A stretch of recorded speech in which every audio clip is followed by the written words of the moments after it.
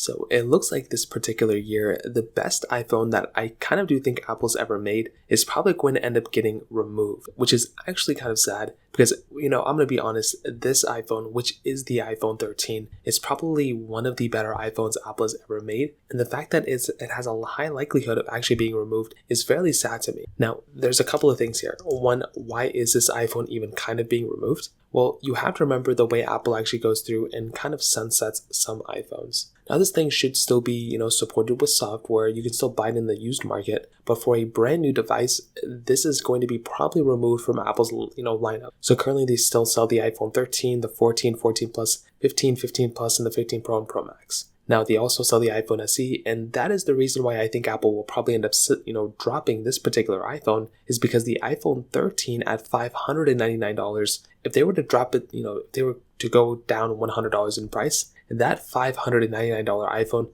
will then go down to $499. There's a high likelihood Apple is probably not going to do that, and I don't really see why they would end up doing that when they can drop the iPhone 14 down to $599, because at $499 for the iPhone 13, that is just too good of a price, and I do think Apple knows that. So they're either going to do a couple things. One, they're either going to drop it down $100, or they're going to remove it, or there could be another thing. They could actually end up dropping it $50 instead of the $100. Now, this would be something unprecedented from Apple. They have gone a couple of years without actually going through and basically, giving a price drop to the iPhone SE3. But if you kind of keep that in mind, there's a high likelihood maybe Apple will just go ahead and drop it $50 or some other, generic price rather than going through and removing it. Now, I think Apple would only do that if they can go ahead and find some sort of successor to this, type of device. So if they find it to make more money and people will buy it, then they'll 100% do it. But I don't even know if people would end up doing that, to be honest. I know people would buy it at that price, but then I wouldn't recommend people doing that. I would just recommend people buying it in the used market at that point. So what I would definitely tell you is, in my opinion, I think the iPhone 13 is probably one of the best iPhones Apple's ever made. And it is kind of sad that this particular iPhone is kind of being removed potentially this year. They've done it with the iPhone 11, the iPhone 12s, the 10Rs, all the iPhones before this. So there's a pretty high likelihood that Apple's going to remove it.